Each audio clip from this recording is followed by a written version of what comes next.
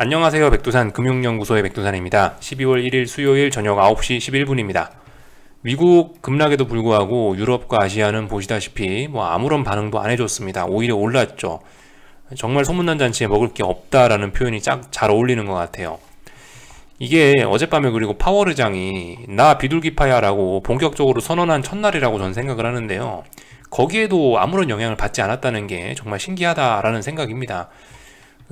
사실 긴축이라는 게 악재인데 신흥국 입장에서는요, 특히 한국 같은 거 신흥국 입장에서는 악재인데 미국 급락과 그런 악재에도 불구하고 이렇게 크게 오른다는 건 진짜 사실 논리적으로 보면 이해를 할 수가 없긴 한데, 이 어떤 투자 세계의 논리로 보면은 이해를 할 수도 있긴 합니다. 어떤 방법으로? 선반영이란 표현, 그죠? 선반영이란 단어 하나로 이 모든 걸 설명할 수 있긴 해요.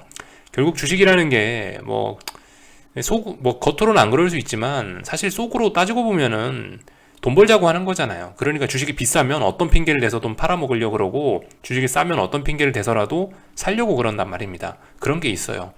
그러다 보니까 이게 아무튼 유럽이고 아시아고 최근에 많이 빠졌었죠. 많이 빠진 상태에서 미국이 급락하고 악재까지 나오니까 오히려 사람들의 뒤통수를 빵 후려친 게 오늘 결과가 아닌가 싶습니다. 그죠? 여러분들 오늘 아침에도 아마 무지하게 기대들 하셨을 겁니다. 근데 아마 오늘 다들 뒤통수 많이 맞으셨을 거라고 생각하고요. 어쩔 수 없죠, 그죠? 뭐든 하여튼 어쩐지 어젯밤 영상 리플에서 너무 좀 약간 설레발의 기운이 좀 느껴지긴 했습니다. 결국 그 대가를 좀 오늘 일부 치르긴 한 것 같아요. 걱정 마세요. 근데 아무튼 오늘 코스피 같은 경우는 또 상방을 보시는 분들도 조금 오늘 좀 설레발을 좀 치지 않을까 싶은 날이긴 합니다. 그러니까 어쨌든 길고 짧은 건 좀 대봐야 될 것 같고요. 오늘 한국 같은 경우는 좀 이제 보시면 아시아에서 제일 강했는데, 이거 같은 경우는 솔직히 그 한국 자체적인 이슈가 있어 그런 게 아니고, 어제 폭락했잖아요. 어제 폭락했으니까 그에 대한 되돌림이 세게 나온 거죠. 그러니까 어제는 이상하게 폭락한 거고 오늘 이상하게 오른 거고요. 이래저래 그래서 전 세계적인 밸런스를 맞추는 거죠. 전 세계의 흐름을 적당히 따라가는 겁니다. 어제는 한국만 너무 많이 빠졌으니까 오늘 너무 많이 올려서 그 밸런스 맞춘다고 생각하시면 될 것 같고요. 자, 그래서 아무튼 자세한 이야기는 조금 이따 하고, 뉴스 기사 몇 가지 보면서 좀 이야기 드리도록 하겠습니다. 일단 요런 기사가 나오긴 했거든요. 여러분들 상식적으로도 사실 이런 생각 해볼 수는 있어요. 전염병이라는 게 그 전염력이 높아지면 치사율은 좀 떨어지는 경우가 있지 않습니까? 그죠? 그런 관점에서 보면 오미크론이라는 친구가, 제가 과학자는 아닌데 제가 이런 거에 대해 잘 모르지만 일단 전염성이 엄청나다고 하긴 하더라고요. 이걸 가지고 이제 일부 과학자들이 코로나 종식 신호가 아니겠느냐라고 이제 주장을 하고 있다고 합니다. 솔직히 일리가 있다고 봐요. 이럴 가능성도 있죠. 물론 길고 짧은 건 대봐야 되는데 가능성 있는 이야기를 하는 것 같아요. 아무튼 이런 것도 저는 우연이라고 생각하지는 않아요. 이쯤에서 오미크론이라는 게 나타났다라는 것도 뭔가 어떤 필연적이라는 생각이 좀 들긴 듭니다. 이런 이야기를 왜 갑자기 뜬금없이 드리냐, 제가 한 10월 말쯤부터 해서 어떤 글로벌 금융시장의 변곡이 나타나는 것 같습니다 라는 이야기를 드리기 시작했잖아요. 이때부터 지금 보시면 이제 그때 이후로부터 해서 이제 여러분들과 저는 항상 이렇게 어떤 큰 굵직굵직한 이슈들, 여러 퍼즐 조각이라고 제가 표현을 하면서 그거를 맞춰서 어떤 그 그림을 만들어내려고 지금 이제 같이 노력을 하고 있는데, 오미크론의 등장이라는 것도 하나의 어떤 퍼즐 조각이 아닌가 싶기도 합니다. 가장 강한 끝판왕이 등장한 것 같은 그런 엄청난 임팩트는 주긴 줬지만, 얘가 막상 코로나를 끝장낼 수도 있는, 그죠? 그런 잠재력이 있는 놈일 수도 있으니까, 그죠? 이런 친구가 하필이면은 이 글로벌의 변곡이라고 생각되는 이맘때에 나타났으니까 정말 이게 뭔가 우연 같지는 않다라는 생각이 듭니다. 뭔가 어쨌든 뭔가 있는 것 같다. 이 정도 이야기 좀 드리고 싶고요. 그 와중에 이제 파월 의장이 어제 나 비둘기파 안 합니다, 나 매파입니다 라고 어젯밤에 선언하기도 했고요. 이런 것들도 퍼즐 조각이 될 수 있겠죠. 하여튼 잘 생각들 해봐야 될 것 같아요. 이 와중에 화이자에서 코로나 치료제도 만들긴 했죠. 지금 어떻게 됐나 요즘에 말이 없어 모르겠는데 하여튼 그것도 만들었고, 아무튼 이 굵직굵직한 정말 이 금융시장의 큰 흐름을 바꿀 수 있는 세계의 흐름을 크게 바꿀 수 있는 그런 큰 퍼즐 조각들이 요즘에 굉장히 자주 등장을 하고 있습니다. 그리고 그에 맞춰서 시장 변동성들도 굉장히 커지고 있고요. 또 하나의 퍼즐 조각들을 던져드렸는데, 또 여러 가지의 퍼즐 조각들을 던져드렸는데, 맞추는 거는 본인의 몫입니다. 솔직히 저도 어떻게 될지는 잘 모르겠네요. 다만 어쨌든 뭐 냄새는 난다라는 생각인데. 그래서 아무튼 제가 10월 말쯤에 미국 주식시장도 이제 꺾일 수 있지 않겠냐, 뭐 대충 이런 식으로 변곡 부근이지 않겠냐 이런 식으로 이야기를 드렸는데, 결과적으로 한 달 내내 뭐 난리를 부리더니 결과적으로 다시 일단 제가 그런 이야기를 했던 10월 말 부근 가격까지 어느 정도 비스무리하게 내려놓은 것 같아요. S&P건 나스닥이건요. 재밌습니다. 그래서 뭐 요 정도 흐름을 좀 말씀드렸고, 여기에 더해서 참 그 유가 급락도 한번 같이 유가 급락도 고려해야 될 만한 퍼즐 조각이 될 수 있겠죠, 그죠? 유가에 관련된 기사도 하나만 좀 살펴보겠습니다. 이게 어제 나온 뉴스인가 그래요. 오미크론 쇼크로 어쩌고저쩌고 해도 비축류 방출한다라는 소식인데, 이게 뭐예요? 이게 결과적으로 유가가 하락할 수 있다라는 뉴스죠. 근데 이게 재밌는 게 이 기사가 나오고 나서 뭐 물론 뭐 유가가 빠지긴 했었는데 빠졌던 거 일단 그대로 다 되돌리고 있긴 합니다. 정말 재밌어요. 이것도 어쩌면 선반영 이런 느낌이 좀 나지 않습니까? 그죠? 선반영. 이게 유가 그 비축류 방출을 여기서 했으면 모르겠는데 지금 여기서 하니까 오히려 일단 유가가 올라오고 있다라는 생각이 좀 들기도 하는데, 아무튼간 이 선반영이라는 현실을 하나 좀 보여드리면서 다른 이야기도 좀 같이 해보자면요. 국제유가가 241선 정도 터치했어요. 솔직히 이제 단기적으로 봤을 때 반등 정도는 가능하지 않겠냐, 이제 조심스럽게 반등은 생각해봐도 괜찮지 않겠냐 싶은 자리에 왔다는 생각은 들어요. 더군다나 여기서 비축류 방출 이슈까지 나왔으니까요. 오히려 악재가 나왔으니까 올라가는 쪽으로 생각해봐도 되지 않을까 역발상을 해서 일단 그런 생각이 들긴 하는데요. 아무튼 무슨 이야기를 드릴 거냐, 여기서 지금 보시면 어쨌든 이번에 어딘가에 반등 나올 거 아닙니까? 근데 이번에 보시면 어쨌든 그죠, 다시 한번 이 위쪽에 뭐 구름대도 있고 뭐 각종 저항들이 있습니다. 또 그리고 이번에 매도세가 상당히 강하긴 했어요. 그죠? 한 번에 뭐 물론 자연스럽긴 합니다. 왜냐하면 여기서 121선 한번 붕괴시켰기 때문에 다음번에 241선까지 내려오는 건 자연스러운 일이긴 해요. 그렇긴 한데 어쨌든 이 내려오는 힘과 속도가 장난이 아니라는 거죠. 그래서 이런 걸 믿고 우리는 유가 숏배팅을 해볼 수 있지 않겠냐라는 생각이 좀 들긴 들어요. 반등하면 반등을 해서 어딘가에서 이제 고점을 낮추겠죠. 어딘가에 고점을 낮추면 3산이네 라는 이야기를 할 수도 있을 것 같고요. 1고점, 2고점, 3고점, 그죠? 다중고점을 확인했네 라고 이야기하면서 숏배팅 해볼 수도 있을 것 같다는 생각은 들어요. 그래서 아무튼 지금 당장은 아닙니다만 유가에 원자재에 관심 있으신 분들, 특히 유가에 이를 갈고 계신 분들 계실 수 있는데 앞으로 좀 잘 보는 게 좋지 않을까 싶긴 합니다. 저는 개인적으로 무서워서 못하겠더라고요. 유가를 예전에 작년에 유가 마이너스까지 보면서 뒤통수를 저도 세게 맞았던 사람이라 유가 변동성이 장난 아니죠. 하루에 막 13% 움직이는데 이거를 저는 못 따라가겠더라고요. 아무튼 겁이 좀 많아져가지고 이런 거는 아무튼 저는 못할 것 같은데, 관심 있고 자신 있으신 분들은 한번 위험 감수하셔갖고 좋은 결과를 보셨으면 좋겠어요. 그래서 아무튼 유가 같은 경우도 솔직히 이번에 내려온 게 심상치는 않아 보여서 이번엔 3산 만들 수 있지 않겠어? 이번에는 이제 유가의 상승도 끝낼 수 있지 않겠어? 라는 생각이 들긴 드는데요. 말씀드렸다시피 어떤 이런 변곡 측면에서 유가가, 제가 예전에 이런 이야기 드렸었죠. 그 사이클이 있다고요. 자산 사이클이. 주식 시장이 막 올라가고 나서 주식 랠리가 어느 정도 시들시들하고 나서 이제 원자재들이 마지막까지 랠리를 한다.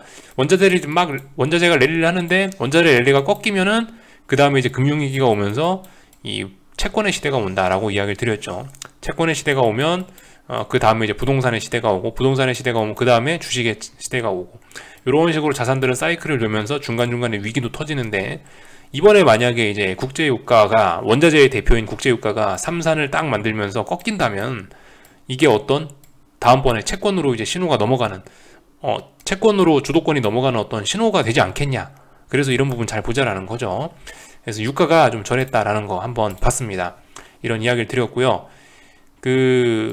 이제 미국장에 관련된 이야기를 좀, 어차피 미국 보이니까 미국장 이야기 좀 해볼까 하는데요.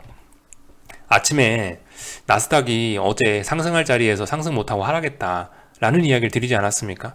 그래서 솔직히 고민을 좀 했는데, 일단 오늘 밤 나스닥 한번 진입해보는 걸로 일단 저는 한번 그렇게 일단 결정을 내렸습니다. 그래서 어떻게 할 거냐, 지금 마침 그 가격 부근이네요. 16,400이라는 자리가 일단 중요한 저항입니다.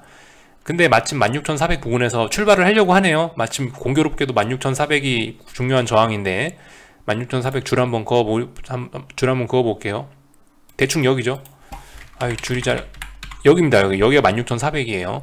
16,400이 여기 고점이었고, 그죠? 그리고 물론 여기서 넘어갔지만 결과적으로 이번에 다시 못 넘고 있으니까 3고점 가능성이 있는 겁니다. 그래서 이 자리 부근에서 지금 갭상승 출발하려고 하는데, 오늘 밤은 그래서 지금 마침 이렇게 갭상승 출발도 해준다면 숏 보시는 분들이, 나스닥 숏 보시는 분들이 한 번쯤 들이대 볼 수 있는 자리가 아닌가 싶습니다. 위험을 감수할 가치가 있지 않나 싶어요. 왜냐, 갭상승 출발 예정이잖아요. 지금 현재로서는요. 갭상승 출발하면은 뭐 둘 중 하나겠죠. 원웨이 상승해서 폭등하거나 아니면은 다시 어제처럼 음봉으로 되돌리겠죠. 뭐 아니면 도 아니겠습니까, 그죠? 오늘 일단 시가에 일단 뭐 저의 생각은 그래요. 오늘 시가에 일단 나스닥 쪽 들어가 봐요. 나스닥 쪽 딱 들어가 봐서 갭상승 해갖고 원웨이로 날아가네? 그럼 포기해야 되겠죠. 그렇지만 만약에 오늘 시가에 나스닥 쪽 진입했는데 어제처럼 또 장대 음봉이 떨어지면서 또 밀려요. 그럼 또 다시 저항을 누적한 꼴이죠. 그렇게 되면 숏 포지션 보시는 분들 입장에서 굉장히 대박이 있을 거라고 생각하거든요.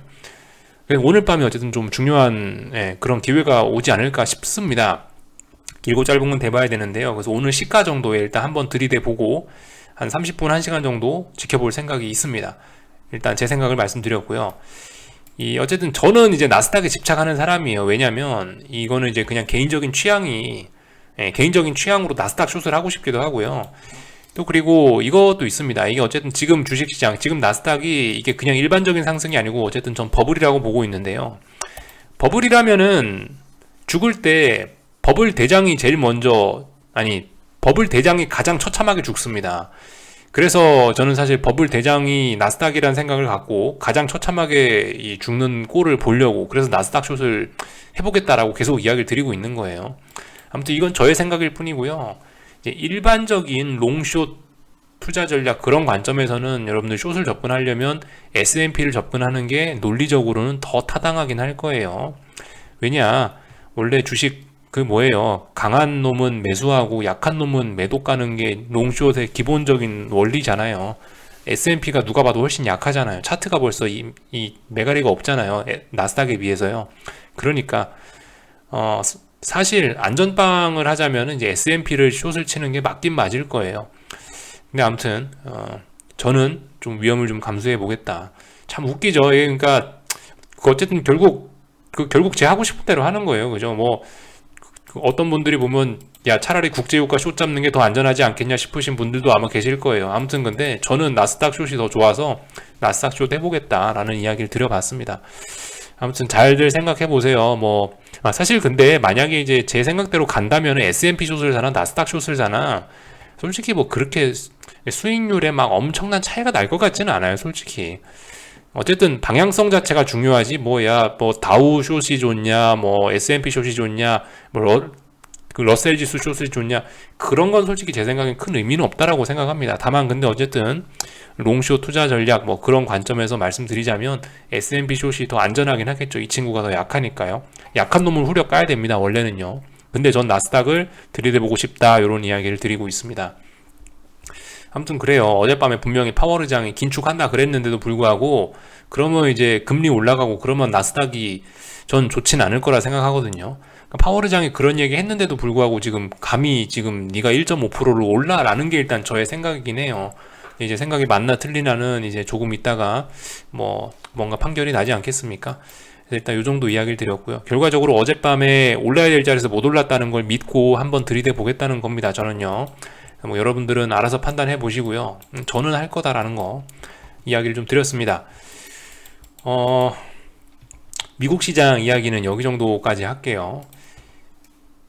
그리고 이제 한국 주식시장 볼 건데 사실 오늘 한국 주식시장의 이야기보다는 먼저 일단 환율 쪽 이야기를 좀 먼저 할게요. 환율 쪽이 조금 더 급박한 것 같아서 자, 일단 달러 인덱스입니다. 환율 보기 전에 달러 인덱스를 좀 먼저 보고 있는데요. 왜 달러 인덱스를 먼저 보냐? 사실 이제 저는 모든 어떤 환 시장의 기준은 달러 인덱스라고 생각해요. 달러 인덱스가 제일 대표성 있는 거라고 생각합니다. 얘가 올라가면 달러 강세죠. 어쨌든 얘가 올라가면 달러 강세고 얘가 내려오면 달러 약세라 생각해요. 얘가 어쨌든 유로화와 비교하는 그런 거기 때문에 아무튼 얘가 제일 대표성이 있다고 생각하는데 달러 인덱스의 정의는 인터넷에 한번 찾아보세요. 잘 나와 있습니다. 아무튼 지금 좀 죽었는데요. 그렇다고 막 앞으로 계속 죽냐? 그렇진 않을 것 같아요. 어젯밤에 파월의장은 매파적이다라고 이야기를 했기 때문에 이 유로존은 이제 더욱더 기가 찬 거죠. 유로존은 난 그래도 비둘기다라고 주장하고 있기 때문에 아무튼 달러의 강세는 계속 지속될 수밖에 없다라는 생각입니다. 다만 달러 인덱스 같은 경우는 최근에 속도가 너무 가팔랐죠. 그랬기 때문에 이런 가파른 조정도 나타난다고 생각해요. 요즘 변동성이 커져 있기 때문에 이 정도 급락은 전 충분히 있을 수 있다고 봅니다. 중요한 거는 지지와 저항이 어디냐를 살펴보는 것 같은데, 말씀드렸다시피 96짜리가 대충 뭐 95.9, 95, 뭐 96 여기가 중요한 저항이었어요. 근데 아무튼 보시다시피 이 자리를 너무나 속 시원하게 터치했고 너무나 짧은 조정 만에 이걸 넘어갔단 말이죠. 솔직히 그래서 전 이 자리에 대해서 이렇게 다시 한번 테스트하는 거 충분히 있을 수 있는 과정이라고 생각합니다. 더 올라가기 위한 이런 과정이라고 생각해요. 중요한 저항이었으니까요. 중요한 저항을 너무 어이없게 넘었으니까요. 그래서 이런 테스트는 필요하다고 보고, 어쨌든 저는 아직도 계속 달러 강세는 유지된다, 더 강화될 것이다 라고 보는 사람입니다. 그래서 달러 인덱스 같은 경우는 예전에 한번 보여드렸지만 대충 앞으로 이제 중요한 저항들은 뭐 대략적으로 뭐 요런 자리들이 있습니다. 이것도 보시다시피 최근에 여기 작년에 보시면 이 달러 약세 나올 때 너무 폭락들을 해버려 갖고 움직임들이 보시다시피 별로 그렇게 지지력들은 없어요. 그런 상황이기 때문에 올라갈 때도 어쨌든 시원하게 오를 수 있습니다. 아무튼 얘는 계속 이제 시원하게 올라갈 수 있는 그런 구간 안에 들어온 거예요. 다만 단기적으로 무슨 이유들에 의해서 뭐 전염병이 어쩌고 저쩌고 하면서 내려온 거죠. 근데 사실 이거 다시 올라가는 게 논리적으로 맞을 겁니다. 이거 전염병 때문에 긴축 없다라고 해서 달러가 내려온 거잖아요, 결과적으로. 근데 파월의장이 어제 뭘 했어요? 긴축한다 그랬으니까 논리적이라면 일단 올라와야 될 거예요. 그래서 이런 점들을 봤고요. 이걸 먼저 말씀드린 거는 이제 원달러 환율이 이제 이 모양으로 내려왔기 때문에 이런 이야기를 드린 건데, 둘 중 하나는 뻥이겠죠? 둘 중 하나는 뻥일 거예요. 달러 강세 추세는 잘 되고 있는데 갑자기 원달러 환율이 갑자기 원화가 강세로 이렇게 내려온다? 이거 솔직히 논리적으로는 전 이해는 일단 안 됩니다. 아무튼 오늘 중요한 자리까지 내려왔어요. 그래서 이거보단 이거를 보면서 이 차트를 보면서 말씀드릴 건데, 똑같은 차트인데요. 이건 연결 선물입니다. 선물. 그래서 오늘 61선 터치했어요. 61선에 뭐 살짝 걸쳐 있거나 살짝 붕괴시키거나 이 정도인데, 중요한 자리는 일단 여기라고 생각합니다. 1177원 자리. 제가 지난번에 말씀드렸던 게 삼산 우려가 있다라고 하면서 여기서 좀 제가 좀 신경 썼었죠. 이 자리 붕괴되면 이제 삼산이라고요. 근데 보시다시피 일단 이 자리를 딛고 올라갔습니다. 올라가서 삼산 우려는 일단 좀 사라졌다라고 여전히 보고 있는데요. 그래서 어쨌든 최근에 이제 전고점 1200원을 앞두고 급락을 했어요. 급락을 했는데 아무튼 이 급락의 속도도 좀 너무 빠른 것 같고, 또 61선과 마침 이런 지지선이 지금 이 자리가 보시다시피 오랫동안 싸웠던 지지선이죠. 솔직히 이렇게 계속 아래쪽으로 갈 것 같지는 않다라는 생각도 들고요. 또 그리고 거기다 더해서 방금 말씀드렸다시피 파월의장이 나 긴축한다라고 선언해버렸기 때문에 그 원화의 강세는 굉장히 제한적일 것 같긴 합니다. 솔직히 가만히 생각해 보세요. 한국은행도 기준금리 올려서 그래도 원화 강세 나올 수 있지 않겠어? 생각할 수 있죠. 근데 어때요? 지금까지 계속 어쨌든 금리는 올렸는데 어쨌든 계속 이 원화 약세 추세는 지속이 됐었죠. 솔직히 그 한국은행이 기준금리를 아무리 빨리 올린다라고 해도 연준이 방구 한 번 끼면은 그거는 솔직히 뭐 다 극복 가능하다라고 저는 일단 판단이 됩니다. 아무튼 뭐 이런저런 이유들을 들어가지고 전 일단 오늘의 하락이 솔직히 좀 뻥이라는 생각이 좀 들긴 들어요.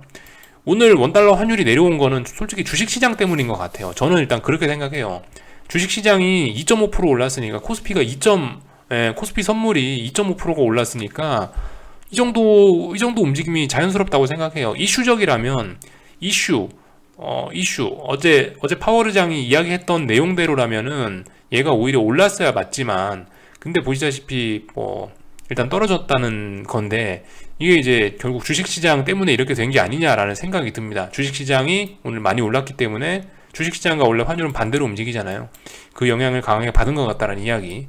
그래서 어쨌든 여러분들 제가 봤을 때는 달러 갖고 계신 분들, 평단가 안 좋으신 분들은 77원 자리에서 한번 고민 좀 해보시는 게 좋긴 할 것 같아요. 61선 부근에서 이거 다 갖고 있는 달러 어떻게 하지? 고민 한번 해보시는 게 좋을 것 같습니다.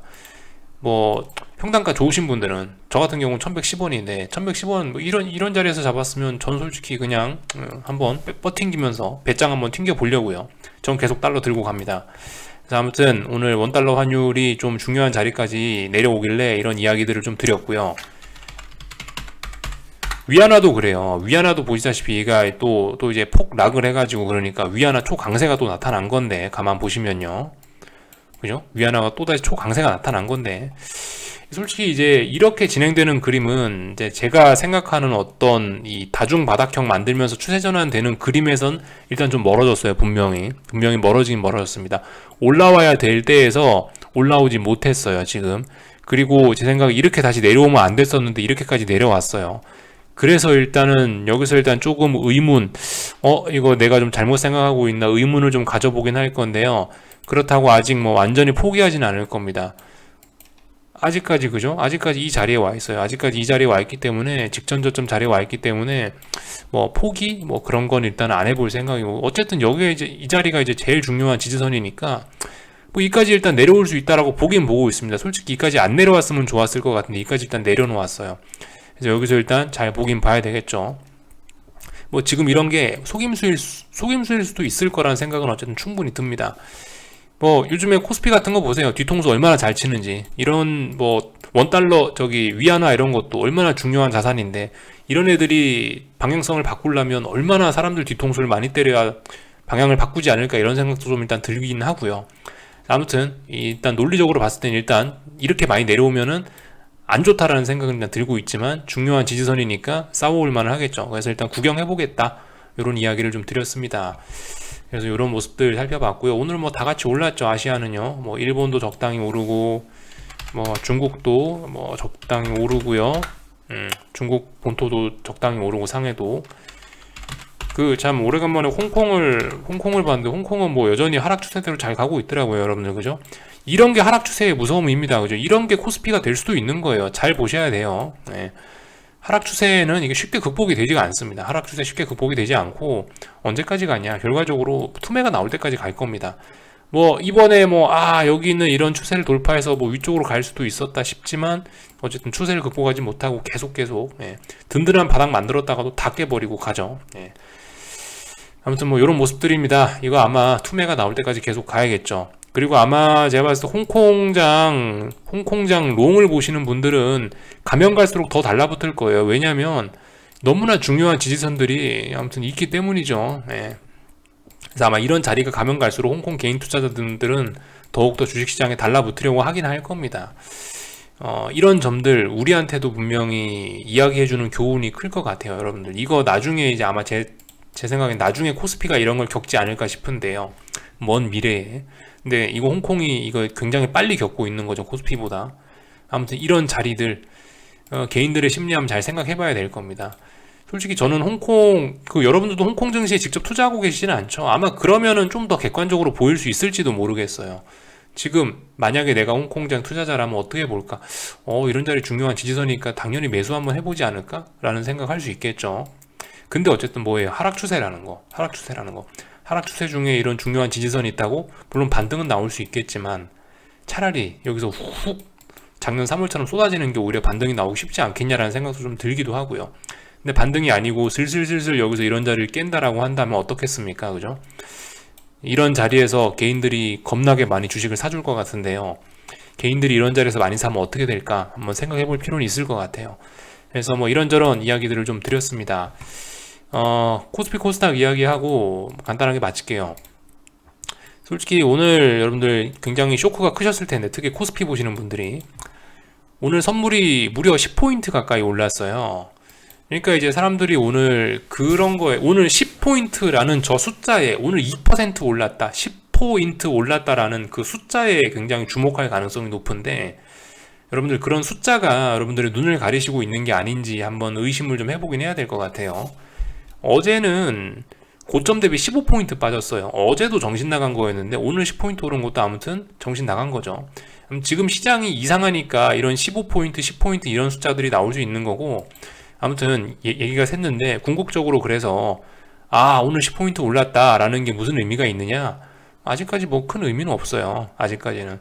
뭐 물론 뭐 바닥일 수도 있긴 있는데요. 아직까지 그건 모르는데, 제가 그냥 드라이하게 그냥 그 무덤덤하게 드릴 수 있는 이야기는, 어제 나온 음봉 안에 들어와 있잖아요, 양봉이. 이거 뭐예요, 기술적으로 이거 아직까지 뭐 방향성 모른다는 거 아닙니까? 그죠? 그냥 그런 거예요. 그리고 뭐 오늘도 거래량 많이 나왔냐, 야 선물 10포인트 오른 날에 거래량이 이게 뭐냐 싶기도 합니다, 제 생각엔요. 그래서 뭐 오늘 양봉이 튀어나왔다, 야 오늘 외국인이 코스피를 1조 원 사고 선물을 5천억 샀어, 야 이제 내일부터는 대세 상승이야, 과연 그럴까요? 모르겠습니다. 모르겠는데 아무튼 이 제 생각에 오늘 나온 양봉이 반드시 내일 상승을 담보하는 것도 아니고요, 조용히 지켜보면 될 것 같고요.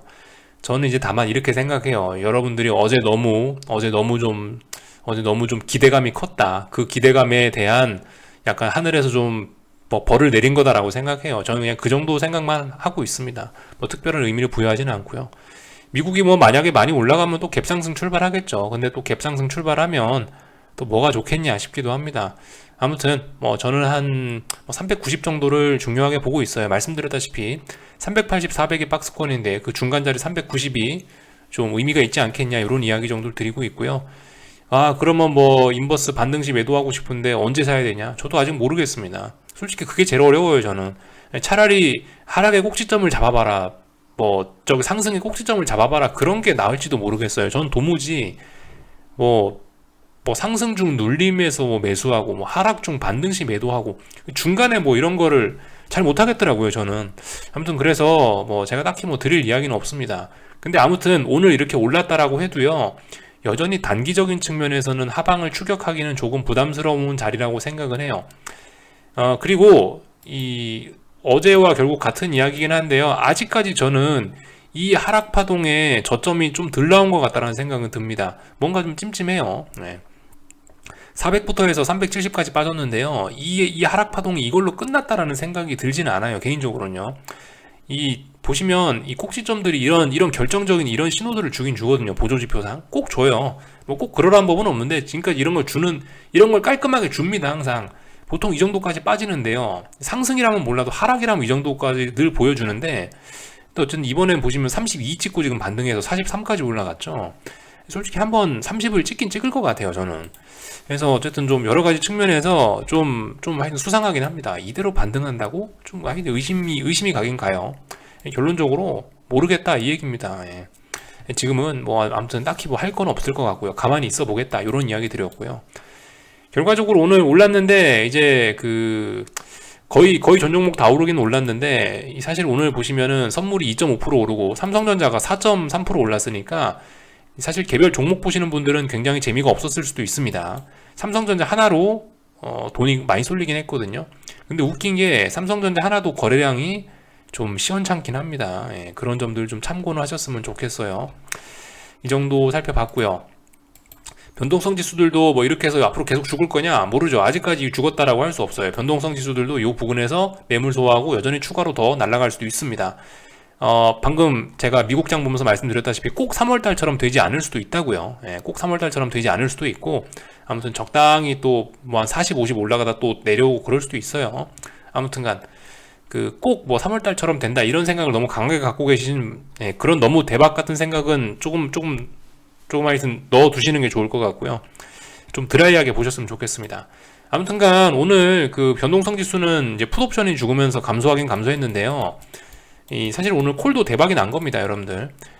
저런 식의 지수 반등은 솔직히 별로 건전하진 않아요. 말씀드렸다시피 오늘도 보시면 외가 콜들이 좀 많이 터졌어요. 한 150% 이렇게 터졌으면 많이 터진 거고요. 풋옵션들이 막 60%, 70% 죽었으면 이것도 좀 많이 죽긴 한 겁니다. 그래서 솔직히 저는 이제 오늘의 상승이 어쩌면 하락을 더 가속화할 가능성도 있다고는 보고 있어요. 솔직히 오늘 상승 나오면서 어제 폭락에서 좀 너무 과했다라는 이야기는 저는 이제 안 하겠습니다.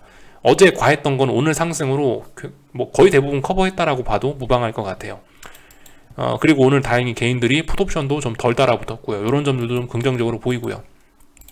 자, 그래서 이 정도 이야기 드렸고, 코스닥 같은 경우는 뭐 할 말 없습니다. 보시다시피 중요한 라인을 붕괴시켜서 다시 올라와서 종가상으로는 결국 회복했기 때문에 할 말이 없네요. 아무튼 위에서 잡으신 분들은 계속 홀딩입니다. 그래서 이 정도 이야기를 드렸고요. 미국 주식시장, 저는 오늘 나스닥에 좀 집중해 볼 생각입니다. 한번 잘 생각들 해보시고, 뭐 제가 한다고 꼭 뭐 답이고 이런 게 아닙니다. 저도 많이 틀려요, 그죠? 네. 하여튼 뭐 제가 한다고 같이 뭐 제가 하니까 나도 해봐야겠다, 그건 아닙니다. 여러분들이 잘 생각해 보시고 판단해 보세요. 궁금한 거 리플 남겨주시고요. 내일 아침에 뵙도록 하겠습니다.